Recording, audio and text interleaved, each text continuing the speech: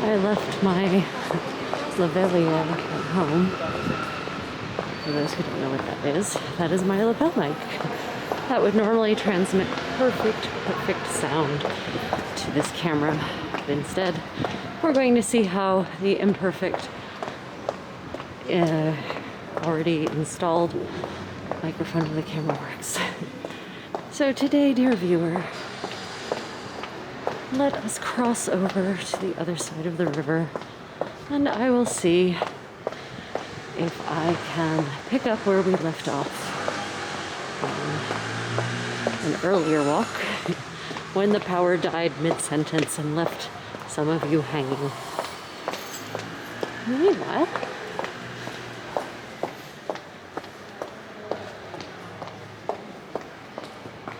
I'm going to attempt to walk as ninja-like as possible in these slightly heeled, there's a word for this kind of shoe, I know it. My massive vocabulary is failing me. I'm hubris.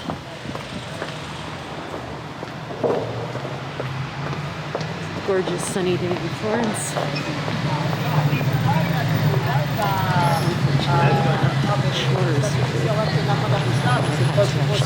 Magari anche un discorso Come home an adult by washing dishes, preparing my own lunch. It's all very annoying. All one wants to do is spend the afternoon strolling. Tomorrow, I'm going to go and try out one of the hole-in-the-wall eateries in Arno. Somewhat far from where tourists tend to come. Give you a review of that experience, dear viewer. La parte non lo trovavo. Never brings the people out. Palazzo Strozzi. If you ever want an interesting read, the letters from Alessandra Strozzi to her exiled sons are a fascinating window into a very mundane, prosaic level of life. And if one sort of squints at the specific garments that may seem strange, not much really seems to have actually changed.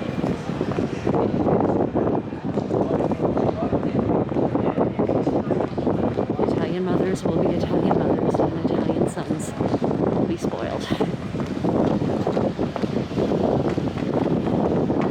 Palazzo Ferragamo, that's what I call it, because it is a palazzo owned by the Ferragamo. Yes, couture fashion house. They live here in Italy. No, they live in Florence. Technically, their main estate is in Fiesole of Decameron fame. This is where their fashion house is. Not certain if any designing gets done in this structure or what happens on those upper floors.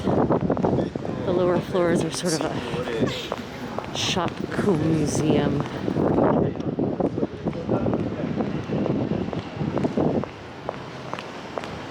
Oh dear viewer, it's a beautiful sunny day.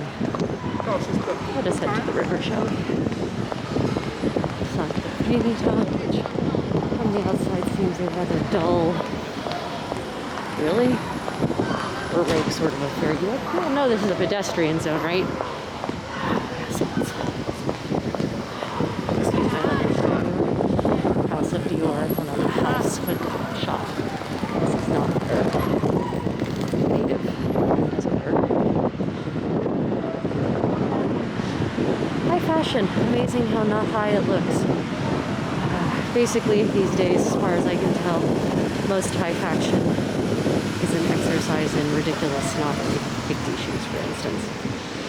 Like, those are jodhpur boots, barn jodhpur boots that I would wear to muck around in a barn. But they cost several $1,000s because they have the Ferragamo stamp on them. Ridiculous. Haute couture, high fashion was once elegant and refined and imaginative, and now it's just prosaic, mundane items with a extremely overpriced, inflated brand burnt into their sides. Sad.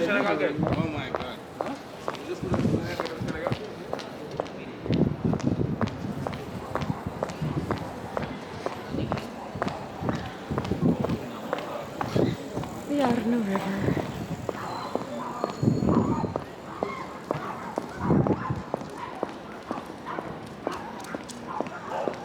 The Ponte Vecchio never gets old, to me at any rate.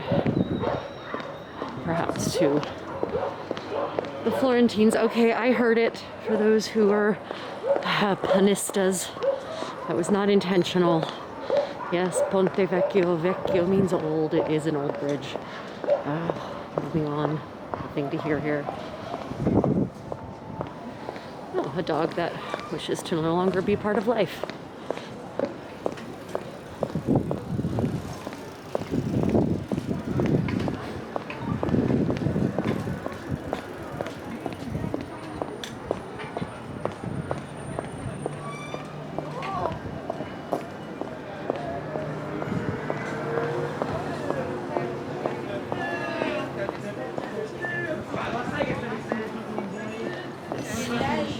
Yes, modern building. It was probably built as a result of damage done during the war. Again, dear viewer, the war is World War II. At least in this case.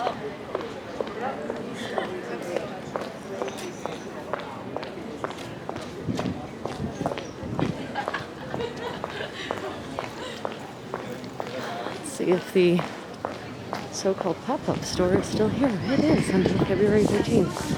And last week it was there until February 6th. Next week it'll be there until February 20th. I think you get the picture, dear viewer.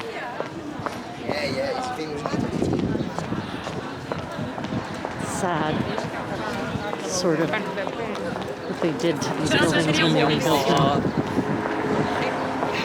So soulless.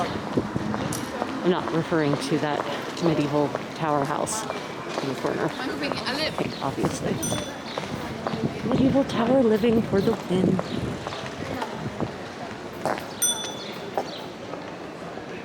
For those who don't know, Italian families built homes like this all over city-states in Italy as a sort of defense against their rival families.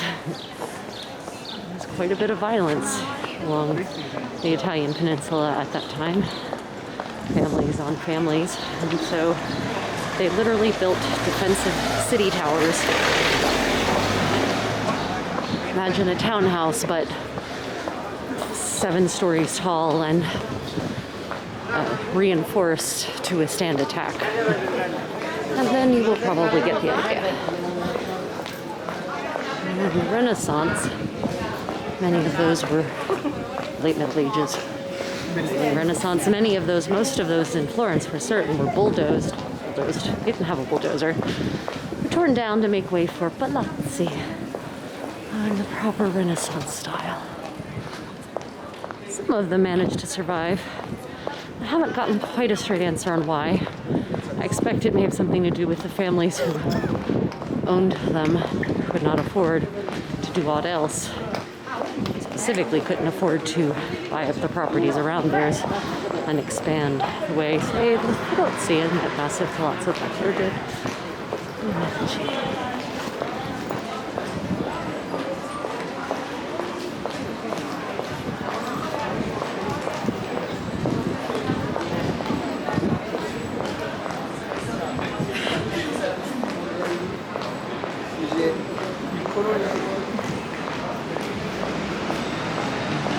Another tower house over there.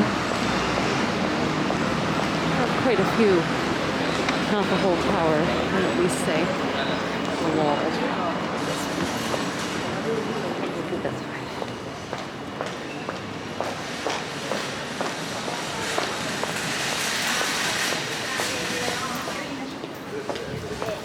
right. però sai, le mini sono da comprare. Indeed, the warmth seems to have brought out the people. Well, we are now in Oltre Arno, the other side of the Arno. It's a much closer affair over here in some ways. We're going to go up a different way to the Piazza di Michelangelo.